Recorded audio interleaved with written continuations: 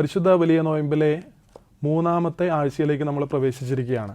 ഇന്നത്തെ ചിന്താവിഷയമായി തിരഞ്ഞെടുത്തിരിക്കുന്ന ബൈബിൾ വാക്യം മർക്കോസിൻ്റെ സുവിശേഷം 2-ാം അധ്യായം 1 മുതൽ 12 വരെയുള്ള വാക്യങ്ങളാണ്. തളർവാദ രോഗിയെ യേശു സുഖപ്പെടുത്തുന്ന ഭാഗമാണത്. കുറച്ച് ദിവസങ്ങൾക്ക് ശേഷം അവൻ പിന്നെയും ഖഫർനഹൂമിൽ ചെന്നു. അവൻ വീട്ടിൽ ഉണ്ട് എന്ന വാർത്ത പരന്നു. ഉടനെ വാതിൽക്കൽ പോലും ഇടമില്ലാത്തവണ്ണം അനേകർ വന്നുകൂടി. അവൻ അവരോട് തിരുവചനം പ്രസംഗിച്ചു. അപ്പോൾ 4 പേർ ഒരു പക്ഷവാതക്കാരനെ ചുമന്ന് അവൻ്റെ അടുക്കൽ കൊണ്ടുവന്നു. ജനക്കൂട്ടം നിമിത്തം അവനെ സമീപിക്കുവാൻ കഴിയാത്തതിനാൽ അവൻ ഇരുന്ന സ്ഥലത്തിൻ്റെ മേൽക്കൂര പൊളിച്ച് പക്ഷവാതക്കാരനെ കിഴക്കയോടെ ഇറക്കി വച്ചു. യേശു അവരുടെ വിശ്വാസം കണ്ട് പക്ഷവാതക്കാരനോട്, മകനെ, നിന്റെ പാപങ്ങൾ ക്ഷമിച്ചു തന്നിരിക്കുന്നു എന്ന് പറഞ്ഞു. അവിടെ ചില ശാസ്ത്രിമാർ ഇരിക്കുന്നുണ്ടായിരുന്നു. അവർ ഇപ്രകാരം ഹൃദയത്തിൽ ചിന്തിച്ചു, ഇവൻ ഇങ്ങനെ ദൈവദൂഷണം പറയുന്നത് എന്ത്? ദൈവം ഒരുവനല്ലാതെ പാപങ്ങൾ ക്ഷമിക്കുവാൻ കഴിയുന്നവൻ ആര്? ഇങ്ങനെ അവർ ഉള്ളിൽ ചിന്തിക്കുന്നത് യേശു ഉടനെ ആത്മാവിൽ ഗ്രഹിച്ച് അവരോട് ചോദിച്ചത്, നിങ്ങൾ ഹൃദയത്തിൽ ഇങ്ങനെ ചിന്തിക്കുന്നത് എന്ത്? പക്ഷവാതക്കാരനോട് നിന്റെ പാപങ്ങൾ ക്ഷമിച്ചു തന്നിരിക്കുന്നു എന്ന് പറയുന്നതോ, എഴുന്നേറ്റ് നിന്റെ കിടക്ക എടുത്ത് നടക്കുക എന്ന് പറയുന്നതോ ഏതാകുന്നു എളുപ്പം? എന്നാൽ ഭൂമിയിൽ പാപങ്ങൾ ക്ഷമിക്കുവാൻ മനുഷ്യപുത്രന് അധികാരം ഉണ്ട് എന്ന് നിങ്ങൾ അറിയേണ്ടതിന് അവൻ പക്ഷവാതക്കാരനോട് പറഞ്ഞു, എഴുന്നേറ്റ് നിന്റെ കിടക്ക എടുത്ത് വീട്ടിലേക്ക് പോകുക എന്ന് ഞാൻ നിന്നോട് പറയുന്നു. ഉടനെ അവൻ എഴുന്നേറ്റ് കിടക്കയെടുത്ത് എല്ലാവരും കാണെ പുറപ്പെട്ടു. എല്ലാവരും വിസ്മയിച്ച് ഇങ്ങനെ ഒരു നാളും കണ്ടിട്ടില്ല എന്ന് പറഞ്ഞ് ദൈവത്തെ മഹത്വപ്പെടുത്തി.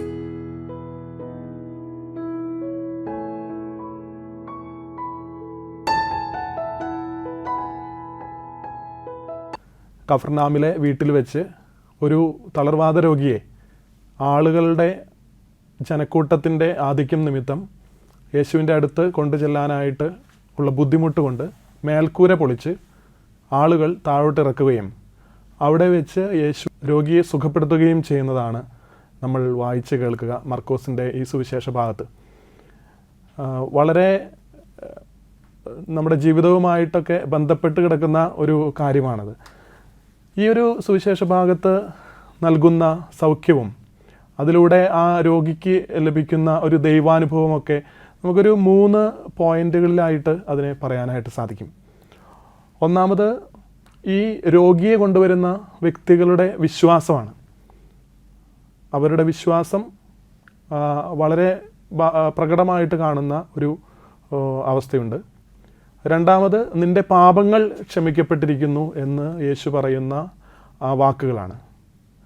മൂന്നാമത്, സൗഖ്യം ലഭിച്ച് കിടക്കയെടുത്ത് കൊണ്ടുപോകുന്ന രോഗിയാണ്. ആളുകൾ പറയുന്നു, ഇതുപോലെ ഒന്ന് വേറെ എങ്ങും ഞങ്ങൾ കണ്ടിട്ടില്ല എന്ന് പറഞ്ഞിട്ടാണ് ആ സുവിശേഷ ഭാഗം അവസാനിക്കുക. നമുക്കറിയാം, ഈ ആദ്യ ഭാഗത്തേക്ക് വരുമ്പോൾ ഈ രോഗിയെ കൊണ്ടുവരുന്ന ആളുകൾ കാണുന്നത് എന്താ? ആ വീടിൻ്റെ ഉള്ളിൽ നിറയെ ആളുകളാണ്, ജനക്കൂട്ടമാണ്. ജനക്കൂട്ടം ഒരു തടസ്സമായിട്ട് മാറുകയാണ് യേശുവിൻ്റെ അടുത്ത് എത്താനായിട്ട്. അവർ ചെയ്യുന്നത് ആ വീടിന് മുകളിൽ കയറി മേൽക്കൂര പൊളിച്ച് ഈ രോഗിയെ താഴോട്ടിറക്കുന്നു എന്നുള്ളതാണ്. അവരുടെ വിശ്വാസമാണ് യേശു കാണുന്നത്. ഈ രോഗി എങ്ങനെയെങ്കിലും സൗഖ്യപ്പെടണം, അത് ഈ രോഗിയെ ക്രിസ്തുവിൻ്റെ അടുത്തുകൊണ്ട് ചെല്ലണം എന്നുള്ള ഒരു ബോധ്യം അവർക്കുണ്ടായിരുന്നു. അതുകൊണ്ട് വിശ്വാസത്തിന് വലിയ ഒരു പ്രാധാന്യം ലഭിക്കേണ്ട ഒരു മേഖലയാണ് എന്ന് നമ്മെ ഓർമ്മപ്പെടുത്തുന്ന ഒരു സുവിശേഷ ഭാഗമാണ് ഈ നോമ്പുകാലത്ത് നമ്മൾ ധ്യാനിക്കേണ്ട ഒന്ന്. എത്രത്തോളം ആഴമുള്ളതാണ് എൻ്റെ വിശ്വാസം? ഈ വിശ്വാസം രോഗിയുടെ വിശ്വാസം മാത്രമല്ല, ഇത് കൂടെയുള്ളവരുടെ വിശ്വാസമാണ്. കാരണം യേശു തന്നെ പറയുന്ന വാക്കുകൾ ഇതാണ്, അവരുടെ വിശ്വാസം കണ്ടിട്ട് യേശു ആ തളർവാദ രോഗിയോട് പാപങ്ങൾ ക്ഷമിക്കപ്പെട്ടിരിക്കുന്നു എന്ന് പറഞ്ഞു. അപ്പോൾ കൂടെയുള്ളവരുടെ വിശ്വാസത്തിന് വലിയ പ്രാധാന്യമുണ്ട്. സുവിശേഷം നമ്മളെ ഓർമ്മിപ്പിക്കുന്ന കാര്യം ഇതാണ്, കൂടെ നിർത്തുന്നവർ, നമുക്ക് ചുറ്റുമുള്ളവർ, നമ്മുടെ സഹോദരങ്ങൾ, നമ്മുടെ സുഹൃത്തുക്കൾ, നമ്മുടെ പ്രിയപ്പെട്ടവർ എല്ലാം വിശ്വാസത്തിൻ്റെ ബലമുള്ളവരായി തീരണം എന്നുള്ള ഒരു കാര്യമാണ്. നമ്മളെല്ലാവരും അടിസ്ഥാനപരമായിട്ട് വിശ്വാസത്തിൽ ജീവിക്കുന്നവരാണല്ലോ. നമ്മുടെ എല്ലാ ബന്ധങ്ങളിലും വിശ്വാസമുണ്ട്. വിശ്വാസം കുറഞ്ഞു പോയി കഴിഞ്ഞാൽ ഉണ്ടാകുന്ന ഒരു കാര്യം സംശയമാണ്. ഒരു വീടിൻ്റെ ഉള്ളിലാണെങ്കിൽ പരസ്പരമുള്ള ബന്ധങ്ങളിലൊക്കെ വിശ്വാസമുണ്ട് എന്ന് നമുക്കറിയാം. വിശ്വാസമില്ലാതായി പോകുമ്പോൾ സംഭവിക്കുന്നത് എന്താ? വിശ്വാസം വീടിൻ്റെ പടിവാതിലിൽ നിന്ന് ഇറങ്ങി പോകുമ്പോൾ സംഭവിക്കുന്നത് പിൻവാതിലിലൂടെ പ്രവേശിക്കുന്നത് സംശയമാണ്, കലഹമാണ്, അതുപോലെ പരസ്പരമുള്ള അകൽച്ചയാണ്. ഇങ്ങനെയുള്ള അവസ്ഥകളിലൂടെ ഒക്കെ കടന്നു പോകും മനുഷ്യൻ. അതുകൊണ്ട് എല്ലാ ബന്ധങ്ങളും വിശ്വാസത്താൽ അടിസ്ഥാനപ്പെട്ട് കിടക്കുന്നതാണ്. അതുകൊണ്ടാണ് വിവാഹ ജീവിതത്തിലാണെങ്കിലും കുടുംബജീവിതത്തിലാണെങ്കിലും വിശ്വാസത്തിന് വലിയ പ്രാധാന്യമാണ്. നമ്മൾ വേറൊരാളെ വിശ്വസിക്കുന്നു, വേറൊരാൾ പറയുന്ന കാര്യങ്ങൾ, അതിപ്പോൾ ജോലിസ്ഥലത്താണെങ്കിലും നമ്മൾ ആയിരിക്കുന്ന ഏത് സൗഹൃദ വലയങ്ങളിലാണെങ്കിലും മറ്റൊരാളെ വിശ്വസിച്ചുകൊണ്ടേ നമുക്ക് ജീവിക്കാനായിട്ട് സാധിക്കുള്ളൂ. ഫ്രാൻസിസ് മാർപ്പാപ്പ പറയുന്ന ഒരു കാര്യം ഇതാണ്: എല്ലാ ബന്ധങ്ങളും വിശ്വാസത്തിൽ അടിസ്ഥാനപ്പെട്ടതാണ്. എന്നാൽ ഈ ബന്ധങ്ങളെയൊക്കെ വിശ്വാസത്തിൻ്റെ ശക്തിയിൽ ബലപ്പെടുത്തുന്നത് ദൈവത്തിലുള്ള വിശ്വാസമാണ്. ദൈവത്തിലുള്ള വിശ്വാസം നഷ്ടപ്പെട്ടു പോയാൽ, അത് കുറഞ്ഞു പോയാൽ, പിന്നെ ആ മറ്റു വിശ്വാസങ്ങൾക്കെല്ലാം എന്തെങ്കിലുമൊക്കെ ഉലച്ചിലുകൾ തട്ടുമെന്നാണ് മാർപ്പാപ്പ ഓർമ്മിപ്പിക്കുന്നത്. അപ്പോൾ ദൈവവിശ്വാസം നഷ്ടപ്പെടാനായിട്ടുള്ള സാധ്യതകൾ ഒക്കെയുള്ളൊരു കാലത്തിൽ നമ്മൾ ജീവിക്കുന്നത്. ചിലപ്പോൾ അത് പല രീതിയിലും ലോകത്തിൻ്റേതായിട്ടുള്ള നമ്മുടെ ജീവിതത്തിൽ പലപ്പോഴും ഇങ്ങനെയുള്ള പ്രലോഭനങ്ങൾ ദൈവവിശ്വാസത്തിൽ നിന്ന് അകന്നു പോകാൻ, അല്ലെങ്കിൽ ആ വിശ്വാസത്തെ നഷ്ടപ്പെടുത്തി കളയാനായിട്ടുള്ള പ്രലോഭനങ്ങളൊക്കെ ഉണ്ടാകാം. അവിടെയൊക്കെ വിശ്വാസത്തിൽ ആഴപ്പെടാനായിട്ട് സുവിശേഷം നമ്മൾ ഓർമ്മിപ്പിക്കുക. അത് നമ്മൾ മാത്രം ആഴപ്പെട്ടാൽ പോരാ, കൂടെയുള്ളവരെ വിശ്വാസത്തിലേക്ക് കൊണ്ടുവരാനായിട്ട് നമുക്ക് കഴിയണം. ഈ കൂടെയുള്ളവരുടെ വിശ്വാസം കണ്ടുകൊണ്ട് ക്രിസ്തു പറയുന്ന വാക്കാണ്: നിൻ്റെ പാപങ്ങൾ ക്ഷമിക്കപ്പെട്ടിരിക്കുന്നു. സൗഖ്യത്തിലേക്ക് ആ തളർവാദ രോഗി എത്തുകയാണ്. ഇതാണ് ആദ്യത്തെ ഒരു കാര്യം. എൻ്റെ വിശ്വാസം ശക്തിപ്പെടുക, എൻ്റെ കൂടെയുള്ളവരുടെ വിശ്വാസം അതിനനുസരിച്ച് കൂടുതൽ മടങ്ങ് അത് വലുതായി തീരുക എന്നുള്ളതാണ്. നല്ല സൗഹൃദങ്ങളിൽ, നല്ല വിശ്വാസമുള്ള സൗഹൃദങ്ങളിൽ ജീവിക്കാനായിട്ട് കഴിയണം. ആ സൗഹൃദങ്ങളിലുള്ളവരെ ദൈവവിശ്വാസത്തിലേക്ക് അടുപ്പിക്കാനായിട്ടും കഴിയണം. ഞാൻ എത്രത്തോളം എൻ്റെ കൂടെയുള്ളവരെ ദൈവവിശ്വാസത്തിലേക്ക് വളർത്താനായിട്ട് ശ്രമിക്കുന്നുണ്ട് എന്നുകൂടെ ഒന്ന് ധ്യാനിക്കുന്നത് വളരെ നല്ലതാണ്. വിശ്വാസമൊക്കെ പൈതൃകമായിട്ട് നമുക്ക് ലഭിക്കുന്ന ഒരു കാര്യമാണ്. ദൈവവിശ്വാസത്തെ നമ്മളാരും നമ്മൾ ഉണ്ടാക്കിയെടുക്കുന്നതല്ല. അത് ഒരു ദാനമായി വിശ്വാസത്തിൻ്റെ കൈത്തിരി കൈമാറ്റം ചെയ്യപ്പെടുന്ന ഒരു കാര്യമാണ്. എത്രത്തോളം അടുത്തൊരു തലമുറയിലേക്ക് ഈ വിശ്വാസത്തെ പകർന്നു കൊടുക്കാൻ എനിക്ക് കഴിയുന്നു, എൻ്റെ ചുറ്റുപാടുകളിലേക്ക് എനിക്കിതിനെ എങ്ങനെ എത്തിച്ചു കൊടുക്കാനും വിശ്വാസത്തിൻ്റെ പ്രകാശം അവരിലേക്ക് പടരാനായിട്ട് ഞാൻ എത്രത്തോളം കാരണമായി മാറുന്നു എന്നൊക്കെ ചിന്തിക്കേണ്ട ഒരു കാര്യമാണെന്ന് തോന്നുന്നു. അതാണ് ആദ്യത്തെ ഒരു കാര്യമായിട്ട് നമുക്ക് പറയാനായിട്ടുള്ളത്. രണ്ടാമത്, പാപങ്ങൾ ക്ഷമിക്കപ്പെടുന്നു എന്നുള്ള ഒരു വളരെ വലിയ ക്രിസ്തുവിൻ്റെ തൻ്റെ ജീവിത ദർശനം, അല്ലെങ്കിൽ ദൈവരാജ്യ സംസ്ഥാപനത്തിനായിട്ടുള്ള സുവിശേഷ വേലയ്ക്ക് ഇറങ്ങിയപ്പോഴുള്ള ആ വലിയൊരു കാര്യം തന്നെയായിരുന്നു പാപങ്ങൾ ക്ഷമിക്കപ്പെടുക എന്നുള്ളത്. പാപങ്ങൾ ക്ഷമിക്കപ്പെടുക എന്നുള്ളതിന് മറ്റൊരു അർത്ഥം എന്ന് പറയുന്നത് സ്നേഹത്തിലേക്ക് തിരിച്ചു കൊണ്ടുവരിക എന്നുള്ളതാണ്. പാപം എന്താണ്? സ്നേഹത്തിൻ്റെ കുറവാണ് എന്ന് നമുക്കറിയാം. ഇരുട്ട് എന്താണ്? വെളിച്ചത്തിൻ്റെ കുറവാണ്. മരണം എന്താണ്? ജീവൻ്റെ കുറവാണ്, ജീവനില്ലാത്ത അവസ്ഥയാണ്. അതുതന്നെയാണ് സ്നേഹമില്ലാത്ത അവസ്ഥയിൽ പാപം എപ്പോൾ വേണമെങ്കിലും ഉണ്ടാകാം. അതൊരു മനുഷ്യൻ്റെ വ്യക്തിപരമായിട്ടുള്ളൊരു കാര്യമാകാം, അല്ലെങ്കിൽ അയാളുടെ ജീവിതത്തിൽ തലമുറകളിൽ നിന്ന് ലഭിച്ചിട്ടുള്ളതാകാം. അങ്ങനെയുള്ള കണ്ടെത്തലുകളിലൂടെയൊക്കെ നമ്മൾ കടന്നു പോകുമ്പോൾ പാപം ക്ഷമിക്കപ്പെടുന്നു എന്നുള്ള ക്രിസ്തുവിൻ്റെ വാക്ക് നമുക്ക് വളരെ ശ്രദ്ധയോടെ വായിക്കാം. കാരണം അവിടെ വലിയൊരു ഡിസ്പ്യൂട്ട് ഉണ്ടാകുന്നുണ്ട്. അവിടെ കേട്ടിരിക്കുന്ന നിയമജ്ഞരിൽ ചിലർ പറയുന്നുണ്ട്, ഇവനാര് പാപങ്ങൾ ക്ഷമിക്കാനായിട്ട്? ദൈവത്തിന് മാത്രമാണല്ലോ പാപങ്ങൾ ക്ഷമിക്കാനായിട്ട് കഴിയുകയുള്ളൂ എന്ന് ഒരു ചലഞ്ച്, ഒരു വെല്ലുവിളി അവിടെ ഉയർത്തുന്നുണ്ട്.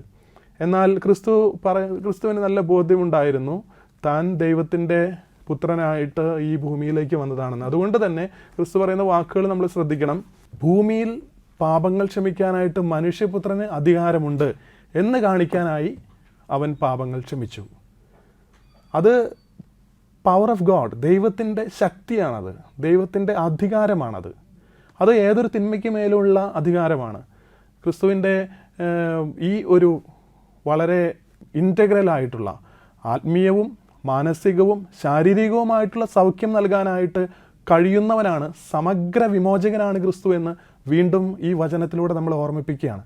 ഒരാളുടെ പാപത്തിലൂടെ അയാൾ മൃതനായി തീരുന്നത്, അവൻ്റെ ആത്മാവ് നഷ്ടപ്പെടുന്നത് ഈ ഒരു അവസ്ഥയിലൂടെ കടന്നു പോകുമ്പോൾ അവൻ്റെ ഉള്ളിൽ ദൈവബോധം നൽകിക്കൊണ്ട് ആത്മാവിനെ രക്ഷിച്ചെടുക്കുക എന്നുള്ളതാണ് ക്രിസ്തുവിൻ്റെ ദൗത്യം. അത് വ്യക്തമായിട്ടുള്ള ബോധ്യമുള്ളത് കൊണ്ടാണ് നിൻ്റെ പാപങ്ങൾ ക്ഷമിക്കപ്പെട്ടിരിക്കുന്നു എന്നുള്ള വാക്കുകൾ അവിടെ ക്രിസ്തു പറയുന്നതായിട്ട് നമുക്ക് കാണാൻ സാധിക്കുക. നിൻ്റെ പാപങ്ങൾ ക്ഷമിക്കപ്പെടുന്നു എന്ന് പറയുമ്പോൾ അവിടെ ഈ തളർവാദ രോഗിക്ക് ലഭിക്കുന്നത് എന്താ? ഒരു സൗഖ്യത്തിൻ്റെ ഒരു അനുഭവമാണ്. പാപങ്ങൾ ക്ഷമിക്കപ്പെടുന്ന ഒരു കാര്യം മാത്രമല്ല, ഒരു സൗഖ്യത്തിലേക്ക് അയാൾ കടക്കുകയാണ്. ഇതാണ് ഇതിലെ മൂന്നാമത്തെ ഒരു പോയിന്റ് എന്ന് പറയുക. പാപങ്ങൾ ക്ഷമിക്കപ്പെടുമ്പോൾ സൗഖ്യമുണ്ടാകുന്നു. അയാൾ സ്നേഹത്തിലേക്ക് വീണ്ടും തിരിച്ച് എത്തുകയാണ്. അവിടെ സൗഖ്യത്തിൻ്റെ അനുഭവം ഉണ്ടാവുകയാണ്. രോഗം സുഖമാക്കപ്പെടുന്നു എന്ന് പറയുന്നതിന് പകരം പാപത്തിൻ്റെ ക്ഷമയുണ്ടാകുമ്പോൾ ആത്മീയമായിട്ട് അയാൾക്കൊരു ഉണർവുണ്ടാകുന്നു. അത് മനസ്സിലും ശരീരത്തിലുമൊക്കെ പ്രതിഫലിക്കുകയാണ്. അങ്ങനെയാണ് ഈ തളർവാദ രോഗി ഉണർവുള്ളവനായിട്ട് എഴുന്നേറ്റ് നടന്നു പോകുന്നതായി സുവിശേഷം കാണിക്കുക. ഇത് എല്ലാ സൗഖ്യ അനുഭവങ്ങളിലും നമുക്ക് അറിയാനായിട്ട് സാധിക്കും. ക്രിസ്തു സമഗ്രമായിട്ടുള്ള വിമോചകനാണെന്ന് പറയുന്നതോടൊപ്പം അവൻ സൗഖ്യദായകൻ കൂടിയാണ്. സുവിശേഷങ്ങൾ ആവർത്തിച്ച് നമ്മൾ വായിക്കുമ്പോൾ അവൻ്റെ സൗഖ്യാനുഭവങ്ങൾ സ്വീകരിച്ച് ഒരുപാട് പേര് ദൈവത്തെ പ്രകീർത്തിച്ചുകൊണ്ട് പോകുന്നതായിട്ട് കാണാം. ഇത് സൗഖ്യാനുഭവം ആത്മീയമായിട്ടുള്ള ഒരു അനുഭവം കൂടിയാണ്. കാരണം ഈ സൗഖ്യാനുഭവം ആത്മീയമായിട്ട് ഉള്ളിലുണ്ടാകുന്ന ഒരു അനുഭവത്തിൻ്റെ ബാഹ്യമായിട്ടുള്ള ഒരു പ്രതിഫലനമായി തീരുമ്പോൾ ക്രിസ്തുവിൻ്റെ ദൈവത്വം എന്താണ് എന്നുള്ളത് ഇനി വലിയൊരു സാക്ഷ്യമായിട്ട് മാറുന്ന ഒരു സംഭവമാണ് ഈ തളർവാദ രോഗിയെ സുഖപ്പെടുത്തുന്ന അനുഭവം. എനിക്ക് ഒരു കാര്യം ഓർമ്മ വരികയാണ്. ഞാൻ കുറേ വർഷങ്ങൾക്ക് മുമ്പ് പഠിച്ചുകൊണ്ടിരുന്ന സമയത്ത് എൻ്റെ സെമിനാരി പഠനകാലത്ത് ഞാൻ ഒരു സാധാരണക്കാരായ അല്ലെങ്കിൽ ഈ തളർവാദം പോലെയുള്ള രോഗങ്ങൾ പിടിപെട്ട കുറച്ച് മനുഷ്യർ അല്ലെങ്കിൽ കൊച്ചു കുട്ടികൾ അല്ലെങ്കിൽ മുതിർന്നവരൊക്കെ ഉണ്ട്. അതിൽ എഴുന്നേറ്റ് നടക്കാനായിട്ടൊക്കെയുള്ള ബുദ്ധിമുട്ടുള്ളവർ, ബുദ്ധിമാന്ദ്യമുള്ളവർ, അവരെയൊക്കെ താമസിപ്പിച്ചിരുന്ന ഒരു ഭവനത്തിൽ പോകാനായിട്ടിടയായി. അവരെ ഞായറാഴ്ചകളിൽ പോയിട്ട് അവരെ ശുശ്രൂഷിക്കാനായിട്ടുള്ള ഒരു പരിശീലനം ഞങ്ങൾക്കുണ്ടായിരുന്നു. അങ്ങനെ പോയതാണ്. അവിടെ ചെന്ന് ഈ ഒരു ദിവസം എല്ലാ പരിശീലനം അവർക്ക് വേണ്ട ശുശ്രൂഷയൊക്കെ ചെയ്ത് അവർക്ക് ഭക്ഷണം കൊടുക്കുക, അവരെ ചിലരെയൊക്കെ നമ്മൾ വൃത്തിയാക്കി കൊടുക്കേണ്ടതായിട്ട് വരും, ചില മുറിവുകളും കാര്യങ്ങളൊക്കെ. അതുപോലെ തന്നെ അവർക്ക് മുതിർന്നവരൊക്കെ ആണെങ്കിൽ അവരുടെ മുടി വെട്ടുക, താടി ഷേവ് ചെയ്യുക, ഇങ്ങനെയുള്ള കാര്യങ്ങളൊക്കെയാണ് ഞങ്ങൾ ചെയ്തിരുന്നത്. അതെല്ലാം കഴിഞ്ഞ് ഒരു ദിവസം ഞങ്ങൾ അവിടെ വിശുദ്ധ കുർബാന അർപ്പിക്കാനായിട്ട് പള്ളിയിലേക്ക് പോയപ്പോൾ ഞങ്ങളുടെ കൂടെ ഞങ്ങളുടെ ഒരു അച്ഛനുണ്ടായിരുന്നു. അച്ഛൻ കുർബാന അർപ്പിക്കുകയാണ്. കുർബാന മധ്യേ ഉള്ള ഒരു കൂദാശയുടെ പരികർമ്മമുണ്ട്. ആ സമയത്ത് അച്ഛൻ പറയുന്ന വാക്കുകളാണ്, ഈ ഓസ്തി എടുത്ത് പറയുന്ന വാക്കുകളാണ്, ഇത് എൻ്റെ ശരീരമാകുന്നു, ഇത് നിങ്ങൾ ഭക്ഷിക്കുവിൻ. അതുപോലെ പാനപാത്രം എടുത്ത് പറയുന്നു, ഇത് എൻ്റെ രക്തമാകുന്നു, നിങ്ങളിത് വാങ്ങി കുടിക്കുവിൻ. ഈ പറയുന്ന സമയത്ത് ഈ വാക്കുകൾ പറഞ്ഞതിന് ശേഷം അച്ഛൻ കുറച്ചു നേരം നിശബ്ദനായി നിന്നപ്പോൾ ഞങ്ങൾക്ക് അത്ഭുതമായി. അച്ഛൻ ഒന്നും പറയുന്നില്ല പിന്നെ കുറച്ച് നേരത്തേക്ക്. പിന്നെ ഞാൻ അച്ഛൻ്റെ കണ്ണിലേക്ക് നോക്കിയപ്പോൾ കണ്ണിൽ നിന്ന് വെള്ളം വരുന്നുണ്ട്. അച്ഛൻ കരയുകയാണ്.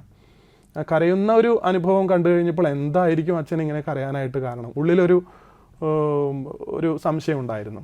അങ്ങനെ വിശുദ്ധ കുർബാനയൊക്കെ അവസാനിച്ചതിന് ശേഷം അച്ഛൻ്റെ അടുത്ത് നിന്ന് ചോദിച്ചു, എന്തുകൊണ്ടാണ് അച്ഛനിങ്ങനെ ഈ വിശുദ്ധ കുർബാനയുടെ സമയത്ത് ഈ വാക്കുകൾ പറഞ്ഞപ്പോൾ, കൂദാശ വചനങ്ങൾ പറഞ്ഞപ്പോൾ അച്ഛൻ കരയാനായിട്ട് കാരണം?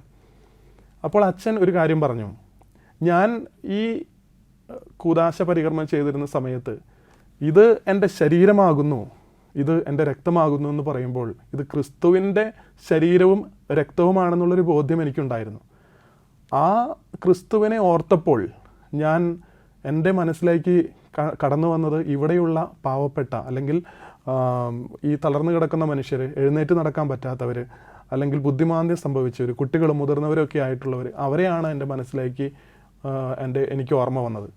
അപ്പോൾ ആ സമയത്ത് എൻ്റെ മനസ്സിൽ വലിയ ഒരു വിഷമം, ഒരു സങ്കടമുണ്ടായി. അതോടൊപ്പം സന്തോഷമുണ്ടായി. സന്തോഷം ഇങ്ങനെയാണ്, അവർ ക്രിസ്തുവിന് ഇവരുടെയൊക്കെ അടുത്തെത്താൻ സാധിക്കുമല്ലോ എന്നുള്ള ഒരു സന്തോഷമാണ്.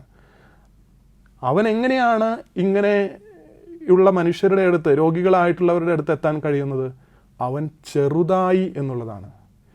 ചെറുതാക്കപ്പെട്ടവനായി, ഈ ഒരു ഓസ്തിരൂപനായി, ഒരു ദിവ്യ കാരുണ്യമായി, കരുണയായി, സ്നേഹമായി അവൻ അവരുടെ ഉള്ളിലേക്ക് കടന്നു ചെല്ലുന്നുണ്ടല്ലോ എന്നുള്ള ചിന്തയാണ് എന്നെ കരയിച്ചത്. അത് സന്തോഷമുണ്ടാക്കുന്ന ഒരു അനുഭവമാണ്, ഒപ്പം സങ്കടമുണ്ടാക്കുന്ന ഒരു അനുഭവമാണ്. അവരുടെ അവസ്ഥ കാണുമ്പോൾ സങ്കടമുണ്ടാകും, പക്ഷേ ക്രിസ്തു അവരുടെ അടുത്ത് ആശ്വാസമായിട്ട് കടന്നു ചെല്ലുന്നുണ്ടല്ലോ. എല്ലാ സൗഖ്യങ്ങളിലും അതാണ് സംഭവിക്കുക. നമ്മുടെ ഉള്ളിൽ ചെറുതാക്കപ്പെട്ടവനായി ക്രിസ്തു അവിടുത്തെ സാന്നിധ്യം, അനുഭവം നമുക്ക് തരുന്നുണ്ട് എന്നുള്ളതാണ് നമുക്ക് സൗഖ്യം തരുന്ന അനുഭവം. പലപ്പോഴും നമ്മൾ വിചാരിക്കും, ചിലപ്പോഴൊക്കെ വലിയ രോഗങ്ങളുണ്ടാകുമ്പോൾ, അല്ലെങ്കിൽ ജീവിതത്തിൽ കടുത്ത നിരാശയുണ്ടാകുമ്പോൾ, എല്ലാം നഷ്ടപ്പെട്ടല്ലോ എന്നുള്ള ഒരു വേദനയുണ്ടാകുമ്പോഴൊക്കെ തളർന്നു പോകുന്ന മനുഷ്യരെ കണ്ടിട്ടുണ്ട്. അവിടെയൊക്കെ നമ്മൾ ഓർക്കണം, അവിടെ ബലമായി നിൽക്കുന്നവൻ ദൈവമാണ്. ആ ദൈവം എൻ്റെ കൂടെ വരുന്നു, അവൻ എനിക്ക് സൗഖ്യമായിട്ട് മാറുന്നു. ഈ തളർവാദ രോഗിക്ക് സംഭവിച്ചതും അതുതന്നെയാണ്. അവൻ്റെ ഉള്ളിൽ ക്രിസ്തുവിൻ്റെ സാന്നിധ്യത്തിൻ്റെ അനുഭവമുണ്ടായി. അവൻ ക്രിസ്തുവിൻ്റെ സ്പർശമേറ്റപ്പോൾ, അല്ലെങ്കിൽ ക്രിസ്തുവിൻ്റെ വാക്കുകൾ അവൻ കേൾക്കാനിടയായപ്പോൾ അവൻ്റെ ഉള്ളിൽ ഒരു ഉണർവുണ്ടായി. ആ ഉണർവിൻ്റെ ഫലമായിട്ടാണ് അവൻ എഴുന്നേറ്റ് നടക്കുക. പ്രിയമുള്ളവരെ, നമ്മുടെ ജീവിത സാഹചര്യങ്ങളിലും ഈ സൗഖ്യാനുഭവങ്ങളിലേക്ക് കടന്നു വരാനായിട്ട് സാധിക്കട്ടെ. അതിന് ഞാനീ പറഞ്ഞ ഒരു യാത്ര ആവശ്യമുണ്ട്. ആരംഭം വിശ്വാസത്തിൻ്റെ ഒരു ആരംഭമാണ്. വിശ്വാസത്തിൻ്റെ കണ്ണുകൾ കൊണ്ട് എനിക്ക് ക്രിസ്തുവിനെ കാണാൻ കഴിയുക എന്നുള്ളതാണ്. അതോടൊപ്പം തന്നെ എൻ്റെ പാപങ്ങളെ ഒഴിവാക്കി ജീവിക്കാനായിട്ട് എനിക്ക് കഴിയുക, സ്നേഹത്തിലേക്ക് തിരിച്ചു വരിക, എൻ്റെ സ്നേഹം പങ്കുവയ്ക്കപ്പെടേണ്ടതാണെന്ന് മനസ്സിലാക്കുക, മറ്റുള്ളവരിലേക്ക് അതിനെ കൊടുക്കാനായിട്ട് കഴിയുക എന്നുള്ളതാണ്. മൂന്നാമത്, ഈ രണ്ട് കാര്യങ്ങളും, വിശ്വാസം സ്നേഹത്തിലേക്കും കടന്നു വരികയാണെങ്കിൽ തീർച്ചയായിട്ടും അവിടെ എന്തുണ്ട്? സൗഖ്യത്തിൻ്റെ അനുഭവമുണ്ട്. ഈ സൗഖ്യാനുഭവങ്ങൾ നമുക്ക് ദൈവത്തിൽ നിന്ന് വാങ്ങിച്ചെടുക്കാൻ വേണ്ടിയുള്ളത് മാത്രമല്ല, സൗഖ്യം മറ്റുള്ളവർക്ക് നമുക്ക് കൊടുക്കാനും കഴിയും. അതെങ്ങനെയാണ്? നമ്മൾ പറയുന്ന വാക്കുകളിൽ സൗഖ്യത്തിൻ്റെ വാക്കുകൾ ഉണ്ടാകണം എന്നുള്ളതാണ്. ക്രിസ്തു പറഞ്ഞ വാക്കിൽ സൗഖ്യത്തിൻ്റെ വാക്കുണ്ടായിരുന്നു. രണ്ട് തരത്തിലുള്ള വാക്കുകൾ നമുക്ക് പറയാൻ കഴിയുമല്ലോ.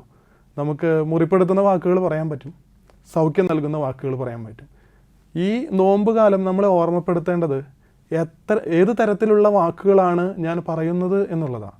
എൻ്റെ വാക്കുകൾക്ക് കുറച്ചുകൂടെ ശക്തി ഉണ്ടാകണമെങ്കിൽ എൻ്റെ വാക്കുകൾ പോസിറ്റീവായിട്ട് മാറണം. പലപ്പോഴും നമുക്കൊരു സാധ്യതയുണ്ട് നമ്മുടെ ഉള്ളിൽ നെഗറ്റീവായിട്ടുള്ള വാക്കുകളിലേക്കൊക്കെ വരാനായിട്ടുള്ള സാധ്യതയുണ്ട്. ചിലപ്പോൾ നമ്മൾ അറിയാതെ പറഞ്ഞു പോകുന്നതായിരിക്കാം. ചിലപ്പോഴൊക്കെ ചില വ്യക്തികൾ വന്ന് പറയാറുണ്ട്, ഞാൻ ഇങ്ങനെ പറഞ്ഞു പോയി, ആ പറഞ്ഞു പോയ വാക്കുകൾ വേറെ ആൾക്ക് മുറിവുണ്ടാക്കി.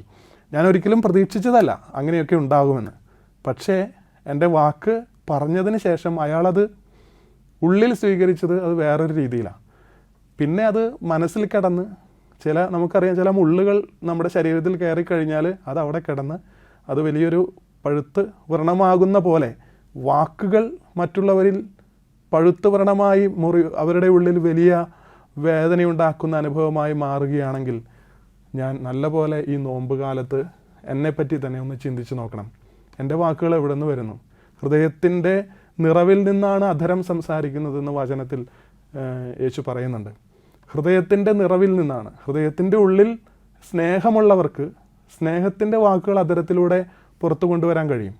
ഹൃദയത്തിൻ്റെ ഉള്ളിൽ വിദ്വേഷമോ പകയോ ഒക്കെയുള്ളവർക്ക് വാക്കുകളിലൂടെ പുറത്തു വരുന്ന കാര്യങ്ങൾ മുറിപ്പെടുത്തുന്ന വാക്കുകളാണ് എന്നുള്ളതാണ്.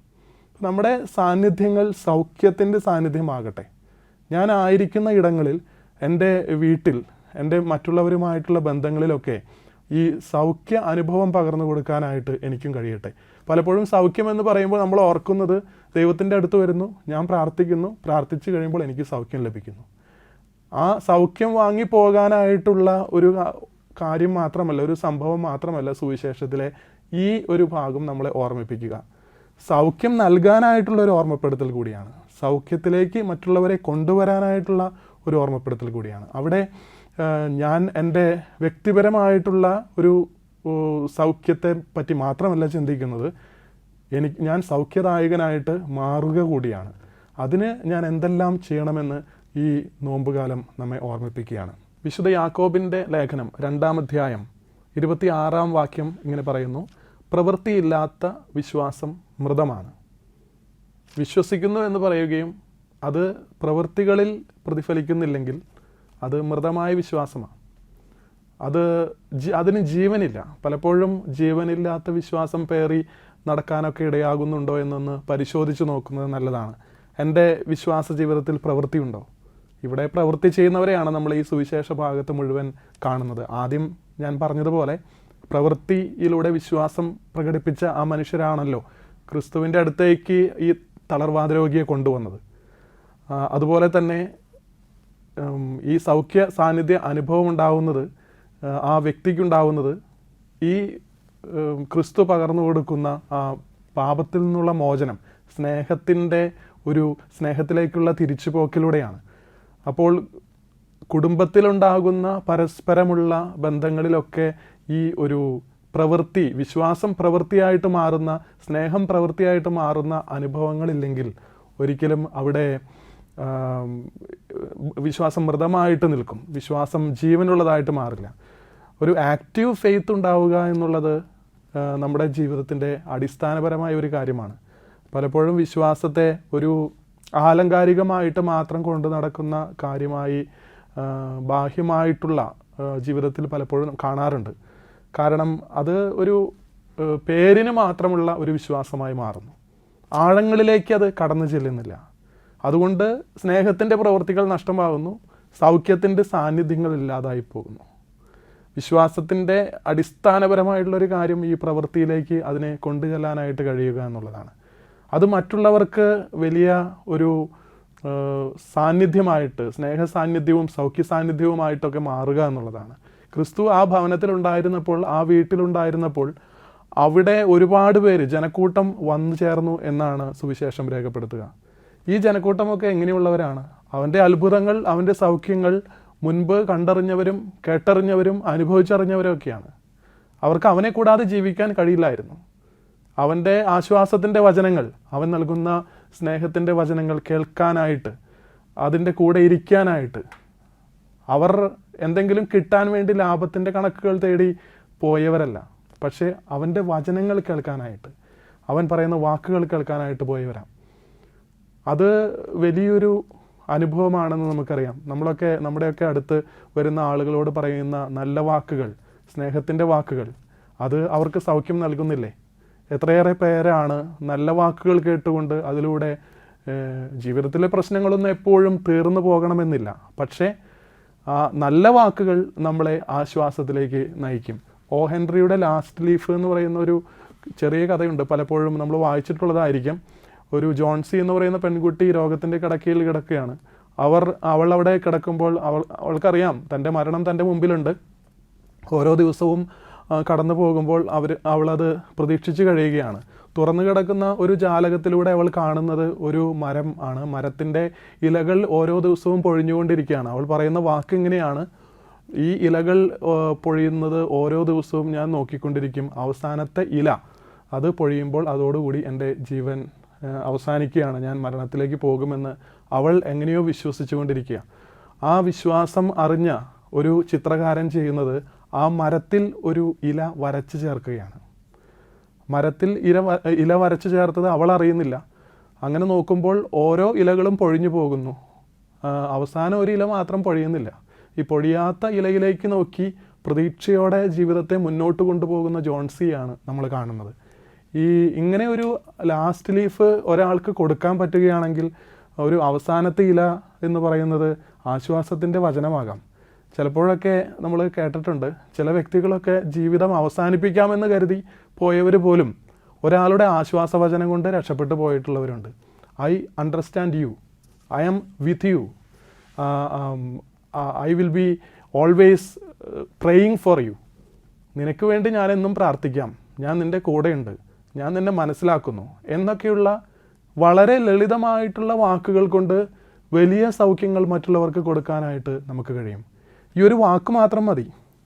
ഞാൻ നേരത്തെ പറഞ്ഞതുപോലെ മുറിപ്പെടുത്തുന്ന വാക്കുകൾക്ക് പകരം ഇങ്ങനെയുള്ള വാക്കുകൾ കൊണ്ട് മറ്റുള്ളവരെ ശക്തിപ്പെടുത്താനായിട്ട് നമുക്ക് കഴിയുകയാണെങ്കിൽ അത് ഒരു ക്രിസ്തു സാന്നിധ്യം തന്നെയാണ്. ഈ നോമ്പ് കാലത്ത് ഈ പറയുന്ന വിചാരങ്ങൾ നമ്മുടെ മനസ്സിലുണ്ടാകട്ടെ. ഈ ഒരാഴ്ചയിൽ നമുക്ക് ഇത് ചിന്തിക്കാനായിട്ട് കഴിയട്ടെ. ഞാൻ എങ്ങനെ എനിക്ക് ലഭിച്ചിട്ടുള്ള നന്മകളെ മറ്റുള്ളവർക്ക് പങ്കുവെച്ചു കൊടുക്കണം. നോമ്പ് ഒരു ത്യാഗത്തിൻ്റെ അല്ലെങ്കിൽ സഹനത്തിൻ്റെ, വേദനയുടെ, കുരിശിൻ്റെ വഴിയുടെയൊക്കെ ഒരു കാലമാണല്ലോ. അവിടെ ക്രൂശിതൻ എങ്ങനെ കുരിശും കൊണ്ടുപോയി, ആ കുരിശിൽ എങ്ങനെ അവൻ നല്ല വാക്കുകൾ മറ്റുള്ളവരോട് പറഞ്ഞു എന്ന് ഒന്ന് ശ്രദ്ധിക്കുന്നത് നല്ലതായിരിക്കും. കുരിശ് തോളത്തുണ്ടെങ്കിലും വീണിടത്തെല്ലാം ക്രൂശിതൻ പറഞ്ഞത് സ്നേഹത്തിൻ്റെ, ആശ്വാസത്തിൻ്റെ വചനങ്ങളാണ്. അത് മറ്റുള്ളവർ തന്നെ ആശ്വസിപ്പിക്കാൻ വരുമ്പോൾ ആ ആശ്വാസം സ്വീകരിക്കുക മാത്രമല്ല, അവരെ ആശ്വസിപ്പിച്ചുകൊണ്ടാണ് അവൻ കടന്നുപോയത്. ആ ഒരു ക്രിസ്തുവിൻ്റെ പിന്നാലെ, കുരിശിൻ്റെ പിന്നാലെ നടക്കാനായിട്ട് നമ്മൾ ശ്രമിക്കുമ്പോൾ എൻ്റെ വിശ്വാസം എത്രത്തോളം ആഴമുള്ളതാണ് എന്ന് നമുക്കൊന്ന് ചിന്തിക്കാം. ഭക്താഭ്യാസങ്ങളും പ്രാർത്ഥനകളും അതുപോലെ ആത്മീയമായിട്ടുള്ള മേഖലയിൽ ഒരുപാട് കാര്യങ്ങൾ നമ്മൾ ചെയ്യുന്നവരാണ്. പക്ഷേ ഈ ആത്മീയമായ മേഖലകളിൽ നമ്മളിതെല്ലാം ചെയ്യുമ്പോഴും ഓർക്കേണ്ട ഒരു കാര്യം, അത് എൻ്റെ ജീവിതത്തെ സ്പർശിക്കുന്നുണ്ടോ എന്നുള്ളതാണ്. എൻ്റെ ജീവിതത്തെ എത്രമാത്രം അത് തൊടുന്നുണ്ട്. ക്രിസ്തുവിനെ പോലെ എനിക്ക് ആ കുരിശിൻ്റെ വഴിയിലൂടെ നടന്നു പോകുമ്പോൾ അവൻ പ്രാർത്ഥിച്ച പോലെ പ്രാർത്ഥിക്കാൻ എനിക്ക് കഴിയുന്നുണ്ടോ? എൻ്റെ ജീവിതത്തിലുണ്ടാകുന്ന ഗത്സമൻ തോട്ടങ്ങളും എൻ്റെ ജീവിതത്തിലെ കാൽവരികളും എൻ്റെ പീഡാസഹന വേളകളുമൊക്കെ ഞാൻ അനുഭവിച്ച് എൻ്റെ ജീവിതത്തെ മുന്നോട്ട് കൊണ്ടുപോകുമ്പോൾ അവൻ എങ്ങനെ അതിനോട് പ്രതികരിച്ചു? ദൈവത്തോട് പ്രാർത്ഥിച്ചുകൊണ്ട് അവൻ അതിനെ ദൈവത്തിൻ്റെ ഇഷ്ടമായി സ്വീകരിച്ചു. ആ സ്വീകരണം എൻ്റെ ഉള്ളിൽ നടക്കുകയാണെങ്കിൽ, എൻ്റെ പ്രാർത്ഥനയ്ക്ക് ഉത്തരം ദൈവം തരണമെന്ന് ഞാൻ പ്രാർത്ഥിക്കുമ്പോൾ പോലും അതിലൊരല്പം പോലും എൻ്റെ ഇഷ്ടമല്ല, ദൈവത്തിൻ്റെ ഇഷ്ടമാണ് നടക്കേണ്ടത് എന്ന് ഞാൻ ചിന്തിക്കുകയാണെങ്കിൽ, അതാണ് യഥാർത്ഥ കുരിശിൻ്റെ വഴിയിലൂടെയുള്ള എൻ്റെ പ്രയാണം.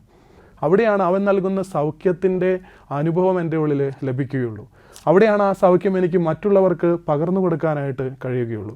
അങ്ങനെ നോമ്പുകാലം ഒരു ആത്മീയ തീർത്ഥയാത്രയായിട്ട് മാറണം.